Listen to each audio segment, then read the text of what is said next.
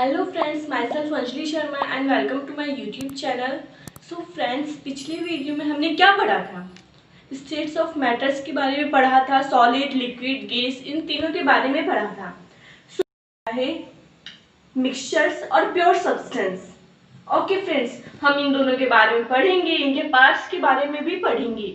और फ्रेंड्स, हम पढ़ेंगे कि SI unit, chemical and physical properties and mass, volume. So friends, अब हम अपन देखते हैं मिक्सचर की definition. A mixture contain particles of two or more pure substance which may be present in any ratio is called mixture. So friends, अब अपन देखेंगे examples of mixture. Mixture के क्या एग्जाम्पल है? Sugar solution. अगर अपन ने water के अंदर शुगर डाला तो वो क्या हो जाएगा? Sugar solution. मतलब दोनों को मिक्स किया तो वो क्या हो जाएगा? Sugar solution. या फिर एयर के अंदर आपको पता है कितनी सारी गैसेस प्रेजेंट होती है, ऑक्सीजन, नाइट्रोजन, कार्बन डाइऑक्साइड वगैरह वगैरह, बहुत सारी गैसेस प्रेजेंट होती हैं। तो वो भी एयर भी क्या है? एक मिक्सचर है, मिक्सचर ऑफ गैसेस। ये तो अपन ने देखी मिक्सचर के एग्जाम्पल। और मिक्सचर को दो और फर्दर पार्ट्स में डिवाइड करा गया है, होमोजीनियस मिक्सचर और हेट्रोजीनियस मिक्सचर। तो फ्रेंड्स, अब अपन देखेंगे होमोजीनियस मिक्सचर की डेफिनेशन को देखते हैं friends. The component which is completely mixed with each other, this means the component of the particle is uniformly distributed, is called homogeneous mixture। अब मैं बताती हूँ ये क्या होता है। होमोजीनियस मिक्सचर मतलब कि अगर अपन ने कोई मिक्स किया है, अगर एक सब्सटेंस लिया है जैसे कि वाटर, अगर अपन ने इसके अंदर डाले शुगर तो और उसको मिक्स किया तो वो कंप्लीटली एक दूसरे के अंदर मिक्स हो जाएंगे। अपन उनको नहीं देख सकते कि शुगर कहाँ पर है, अपन को दिखेगी ना, नहीं दिखेगी। इसीलिए वो होता है होमोजीनियस मिक्सचर। मतलब कि जो मिक्सचर होता है वो अपन को दिखाई नहीं देता और वो कंप्लीटली मिक्स हो जाता है एक दूसरे के अंदर। और इसका एक और एग्जांपल है एयर। एयर के अंदर इतनी सारी गैसेस का मिक्सचर होता है पर अपन एयर को नहीं देख सकते ना, तो ये एग्जांपल होगा होमोजीनियस मिक्सचर के अंदर। होमोजीनियस मिक्सचर मतलब कि ये यूनिफॉर्मली डिस्ट्रीब्यूटेड होती है। और हेट्रोजीनियस मिक्सचर के अंदर क्या होता है? The component which is not a uniformly distributed is known as heterogeneous mixture। इसके अंदर in this the particles can be sometimes visible in this। मतलब कि जैसे मिक्सचर देखो, ऑयल और वाटर का अगर अपन ने मिक्सचर किया तो क्या होगा? वो ऑयल है, ऑयल की लेयर अपन को अलग दिखेगी और वाटर की लेयर अपन को दिखेगी, ठीक है ना, अलग अलग दिखेगी। तो मतलब ये विजिबल कर सकते हैं अपन, इस मिक्सचर को अपन विजिबल कर सकते हैं। ये कंप्लीटली मिक्स नहीं हुए हैं एक दूसरे से, तो ये क्या हो जाएगा? हेट्रो। और एक और एग्जांपल्स बताऊं तो अगर पानी के अंदर आप स्टोन डाल दीजिए तो स्टोन अपन को अलग दिखेंगे और वाटर अपन को अलग दिखेगा। और अगर आप ग्रेन्स मतलब कि अगर गेहूं के अंदर आप दाल डाल दीजिए तो वो भी कहलाएगा तो एक मिक्सचर, पर अपन को दाल अलग दिखेगी और गेहूं अलग दिखेगा। होमो मीन्स सेम, इसका मतलब कि जो मिक्सचर होता है वो सेम होता है। और हेट्रो मीन्स डिफरेंट, जो मिक्सचर होता है वो अपन को अलग अलग दिखता है।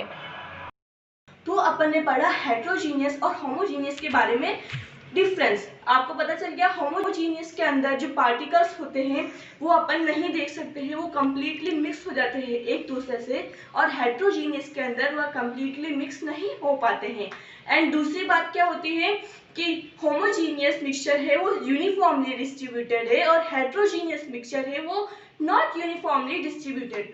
और अपन ने देखा होमोजीनियस मिक्सचर के एग्जांपल्स देखिए, शुगर सॉल्यूशन या फिर एयर। एयर बेस्ट एग्जांपल है होमोजीनियस का। और दूसरा अपन ने देखा हेट्रोजीनियस के, तो the mixture of oil and water and the stone and water. So friends, homogeneous और हेट्रोजीनियस के बीच का डिफरेंस क्लियर हो गया है। तो फ्रेंड्स, अब अपन देखते हैं प्योर सब्सटेंस की definition. Pure substance, the constituent particles of a pure substance have a fixed ratio.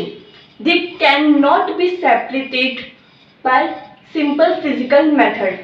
Example: gold, copper, silver, etc. etc.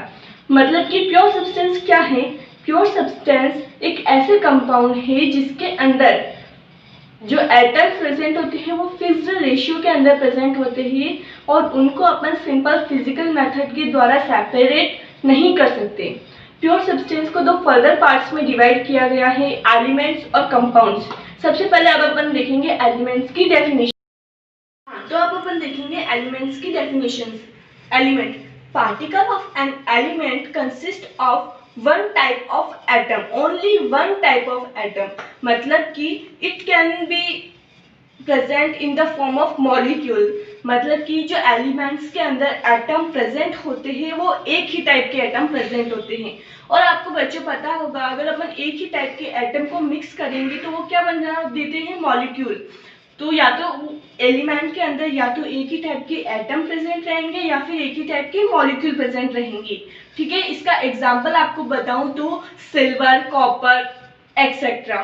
ठीक है, और जैसे कि देखो H प्लस H मतलब कि एक हाइड्रोजन को दूसरे हाइड्रोजन एटम, ये दोनों एटम ही हैं। अगर हाइड्रोजन एटम को अपन ने हाइड्रोजन एटम पे प्लस किया तो वो क्या बना देगा, H2, वो भी हाइड्रोजन बना देगा, मतलब कि वो ये एटम होगा H एटम है, ये भी H एटम है, पर ये H2 है वो मॉलिक्यूल है।